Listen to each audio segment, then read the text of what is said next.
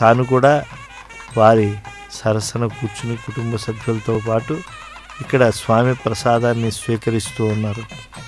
ఇలా తిరుమల యాత్రను పూర్తి చేసుకోవటం అని అంటే ఒక అదృష్ట విశేషం. ఎందుకంటే స్వామికి చాలా ఇష్టమైనటువంటి క్షేత్రం ఇది. వైకుంఠం వా పరిత్యక్షే న భక్తాం త్యక్తుముత్సహే అని చెప్పి, వైకుంఠాన్నైనా లక్ష్మీ నేను విడిచిపెడతాను కానీ భక్తులు తండోపతండాలుగా వచ్చేటువంటి నా ప్రసాదాన్ని స్వీకరించేటువంటి వెంకటాచలాన్ని విడిచి వెళ్ళను అని వెంకటేశ్వర స్వామి స్వయంగా చెప్పారు. అందుకే ఆయనను వేడుకొందాం, అంత దయాంతరంగుణ్ణి వేడుకొందాం అని చెప్పి అన్నమయ్య ఉద్బోధ చేశారు.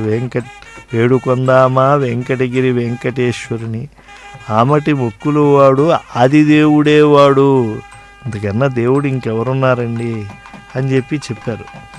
కానీ పైగా ఈ యొక్క కొండ ఎటువంటిది? ధర్మక్షేత్రం ఇది. ఈ క్షేత్రం యొక్క పవిత్రత ఇతోధికం అవ్వాలని చెప్పి ధర్మదేవతే తన వృద్ధి కోసం తపస్సు చేసింది. అందుకే దీనికి వృషాద్రి, ధర్మదేవత తపస్సు చేసినటువంటి క్షేత్రం అని చెప్పి పేరు ఉన్నది. గిరావస్మిన్ తపస్తేపే ధర్మోపి స్వాభివృద్ధయే తస్మాదాహు వృషాద్రిం తం మునయ వేదపారగ. అంటే వరాహ పురాణం చెప్పేటువంటి సత్యం ఏంటంటే, అయ్యా మీకు ధర్మ చింతనలో, ధర్మ ఆచరణలో మీకు ఇతోధికమైనటువంటి ప్రత్యయం కలగాలి అని అంటే, సంకల్పం కలగాలి అని అంటే ఈ క్షేత్రానికి విచ్చేసి ఇక్కడ కైంకర్యం ఆచరించండి.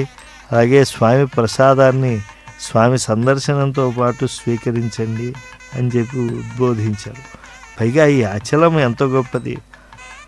ఆనీతం వైనతేయేన గరుడేన మహాత్మన, సాక్షాత్తు గరుడాళ్వార్లు తీసుకువచ్చినటువంటి కొండ ఇది.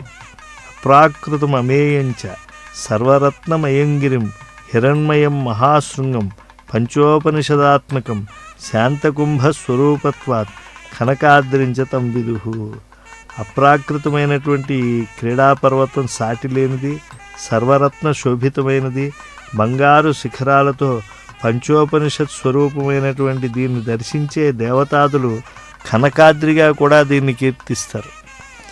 3 యోజనాల విస్తారం 30 యోజనాల పొడవు కలిగి శేషాకృతితో ఈ వెంకటాచలం శోభిల్లుతూ ఉంటుంది.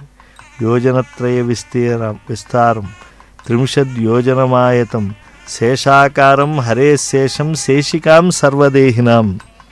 బ్రహ్మాండ పురాణం చెప్తోంది, శేషుడు తపస్సు చేసి శ్రీహరి నివాసం ఉండేటువంటి కొండపై ఉండి ఆయన ఇక్కడ అన్నోదకాలు భక్తులకు లోటు లేకుండా పర్యవేక్షిస్తూ ఉంటాడట. అందుకే ఆయనకి దాసులలో మేటిగా ఆయనకి పేరున్నది. అనంతోహం మహాదేవ స్థాస్యామి గిరిరూపధృక్ భవతా రమయా సార్థం మమ సానుషు రమ్యతాం అని చెప్పి ఆయన చక్కగా ఆ స్వామిని అర్థించి శేషాచలంగా మారినటువంటి వాడు శేషుడు. ఈ కొండకొన్న మరో పేరు సుమేరు శిఖరాచలం, అంటే బంగారు కాంతితో ప్రకాశిస్తూ ఉంటుంది.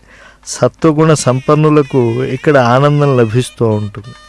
మేరుపుత్రం మహాపుణ్యం వెంకటాచల సంజ్ఞకం.